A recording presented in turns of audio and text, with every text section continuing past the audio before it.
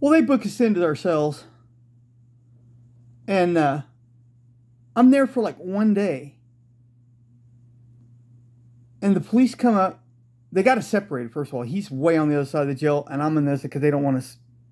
You know, it's far too late for that, but they don't want us at this point to be, you know, comparing, you know, stories or something like that to get it straight. You know, to help beat the case or whatever, whatever case they have, because they're still trying to figure out where this car was. The nearest I've never found out. I think that the somebody at the impound yard in New Mexico stole the car. They just took the car. The car is gone. It never got found. So there's no evidence of any crime. I didn't know that at the time, though. So they made me a trustee, and it was a really strange job. It was actually I was kind of a mover with the jailhouse, you know, the gangsters, because my job was to sit in the records room. And when they busted somebody, they tell me their name. They come up and put the guy's name on the window on a window, and I'd go through their records and look to see if that guy, you know, go through the files because it was paper files. This was a long time ago. I don't even think they were computerized yet. So there were paper files, and I'd go through, and if the guy had ever been arrested, he'd have paper files, and I'd pull out their files, and I'd take them and slip it through a little slot, and the police could get it, and then they'd have their files where they could, like, I wouldn't know what they were arrested for that time, but I'd know everything they'd ever been arrested for, and I'd read it real quick. While I was back there going through the files, I'd study it and see what they'd been arrested for. And my job with the jailhouse gangsters was to figure out if they had any smut on their jacket. That's what it's called, a jacket. Has the guy ever been arrested for sexual assault, basically, or child molestation, anything like that? That's called smut. I still wouldn't know if they'd ever testified against somebody in court or called the cops on somebody. That's a whole nother ballgame, but I'd know that. I'd know if they had an R on their jacket, on their arrest record. And so I could tell everybody, hey, this guy's coming in, he's all good, you know. I'm not going to say whether I ever found anybody's jacket saying they had an R on it or not. But I worked that job for like a week. Next thing you know, the cops come at me and go, we're going to make you an outside trustee.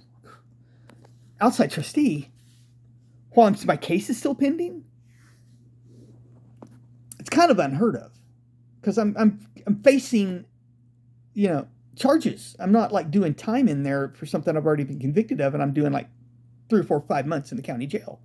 Who knows what's going to happen? So it's kind of strange. And guys, nowadays, if I get arrested, I just go do my time. You know, back then, I was what's known as a rabbit. I had, you know, you give me any opportunity to try to escape, I would. Outside trustee, I'm like, hey. They were taking us across to the courthouse, and we were doing work at the courthouse. Not to put too fine a point on things, but after about a week in that doing that job, and there's some like little incidences. Like one time when we were coming back from the courthouse, the cops were searching us, and one of the cops was patting me down. And all of a sudden, I hear clank. I look down, and there's this big buck knife sitting on the ground. Hey, what's this? And he opens it up. Hey, you got a knife? Oh, that's a major felony. Ha ha ha ha. Just joking around. This time, he basically was letting me know I could set you up at any time with a new charge because they were pissed because something was up with the case they had us on. That made me real nervous, man. Anyway, that didn't even have to happen, but it was added to my incentive to do what I did next. Well, I was going in and out of the courthouse, and they just, hey, go, Jeff, go pick up something down there at the basement. We need this tool or that. And I went down to the basement one time, and I don't know, sometimes I found a set of clothes because they had us in a jumpsuit, jail jumpsuit. I found a set of clothes. It was a t-shirt and a pair of jeans. When I was down there, I saw that t-shirt and set of jeans. I took my jumpsuit off, put that t-shirt and set of jeans on, and walked out, opened up the roller door, and walked out and just ran down the street and took off. I basically walked away from my duties. I escaped from jail, but it wasn't escape from jail. I walked away from my duties as an outside trustee. And I knew the town like the back of my hand. I'm like going through the alleys and this and that, and I knew all kinds of little hiding places I hang out, but it started to get, the sun went down, and I'm like, where am I going to go to sleep? And there's this gas station, and I saw there's these cars. It was like a mechanic shop, too. It was a mechanic shop, basically, but they sold gas there, too. But they had some cars that I guess they were working on that were left there overnight, like 3 or 4 of them. They're all unlocked. Well, I got inside one of them and got in the back seat and lay down and went to sleep. All of a sudden, it's like the crack of dawn, and the sun's not really even up yet. And all of a sudden, I hear all these, hey, get out of the car. I'm like, oh, shit. It's only 24 hours. It's not even 24 hours, man. It's like 18 hours later. I peek my head up there. I'm completely surrounded by cop cars. Oh, my God. Here's the thing. Like, maybe a little over a year before, I'd been in a mental hospital there in Texas. I escaped from that mental hospital. But I was really familiar with, and not only that, I was just familiar with people in the system, the prison system, and the mental hospital system. And I knew that right across the street was a halfway house for mental patients. They sent them there when they got out of mental hospitals around the state, and that was a halfway house for them. And I knew it. And the cops were like, yeah, car. They knew it. We got this guy that escaped from jail. He fits the description. He's it. I guess somebody showed up at the gas station, at the mechanic shop, saw me in the back of the car and called the police. Oh, what's your name? I instantly came up with a plan. One of my friends that I'd met in the mental hospital. I knew his name. I knew all his information, his birthday, and I just dropped it. I'm not going to say what the name was, but I said, my name is blah, blah, blah. Here's my birthday. And they're like, oh, come on. And I live across the street over there at the halfway house. And now their eyeballs are starting to like open up. Like, that sounds like a legitimate story. Because they knew about that because they're always getting called there for disturbances because they're a bunch of nuts. You know, not on their medication or on too much medication or something.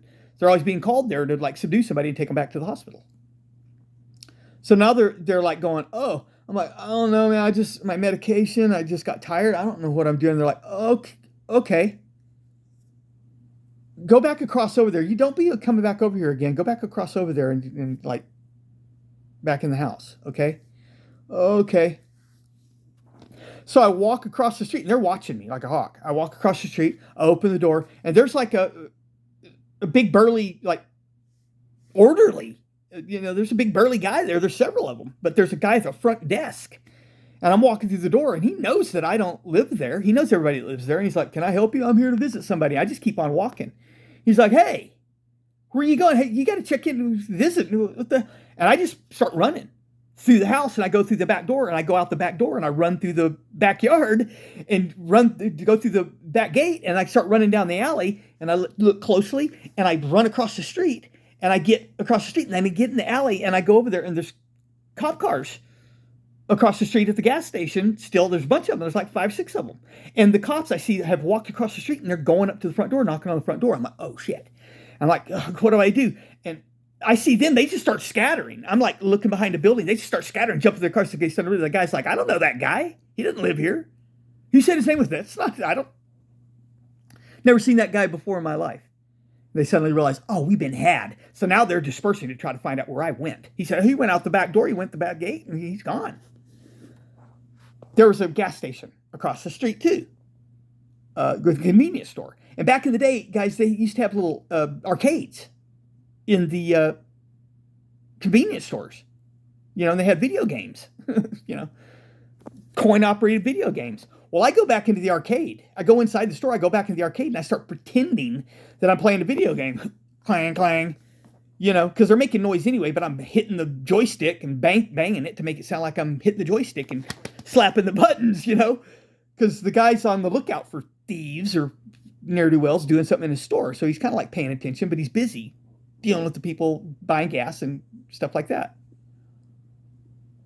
But I noticed that he's kind of like looking back there, getting suspicious. What's that guy doing back there? I don't hear any coins dropping. So I'm like, oh man, I got to get out of here. This is no good.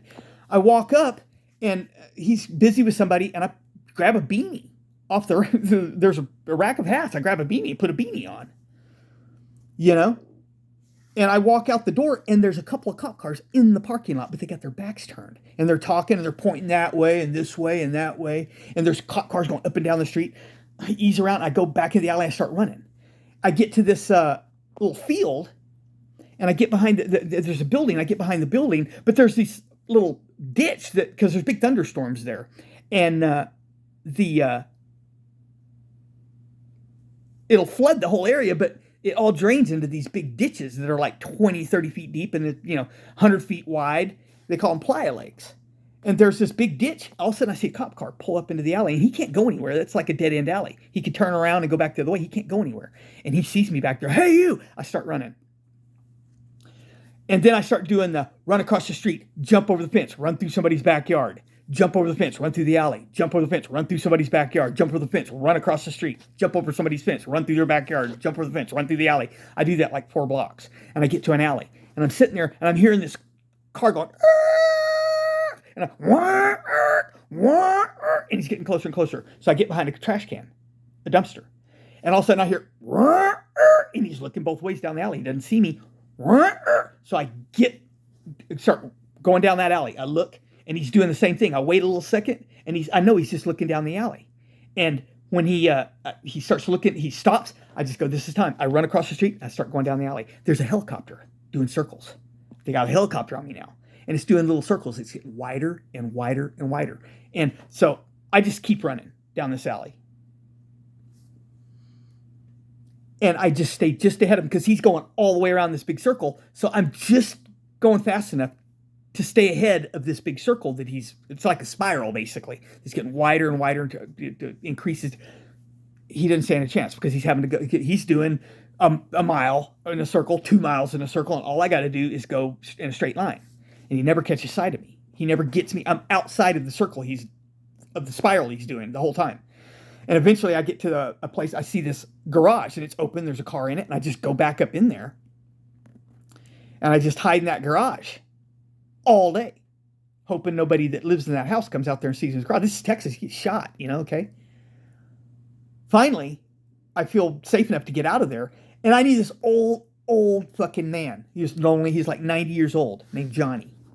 And he knew the little ne'er-do-well kids that were hanging out in the area, and he'd invite them into his house and get them drunk, and tell them stories about World War World War II. He's a World War II veteran, and he had a lot of stories. He was a hobo and this and that, but he was on Social Security and had a little apartment, and he's lonely, and he'd want to talk to somebody, so nobody wanted to talk to him, but the kids would, young guys like us would sit there, and he'd buy beer and let us drink beer and tell a story. So I went to his house, knocked on his door. Hey, go ahead. Same thing. I sit there and listen to his stories and drink a beer and this and that. Long story short, I kind of like hid out with some friends. I hid out with him for the day. I had other friends I was hiding with, and they kind of knew what was going on because the sheriff got on the television and said, we're going to catch this guy in 24 hours. Well, that 24 hours came and went, and another 20, and another 24. Finally, I snuck down to the train tracks at the freight yard and jumped a freight train and got to Amarillo, Texas. And then once I got to Amarillo, Texas, I was on the interstate, basically the Interstate 40, I think it was, and hitchhiked to California. And it was on it cracking. I was California urchin after that, Los Angeles. I've told some stories about that too, and I'll tell some more. But yeah, suffice it to say, eventually I went to jail, and I've gotten all that straightened out. I don't know what happened to the car thing, the car theft, that got dropped. There was no case. The car disappeared and there's no evidence. But the escape from jail, the walk away from the jail, the escape from jail, whatever, I was eventually in prison in another state and filed paperwork. Come get me or drop the charges. And that's what they did. So I'm all done with all that. But just one of my stories from my wasted youth. Have a good night.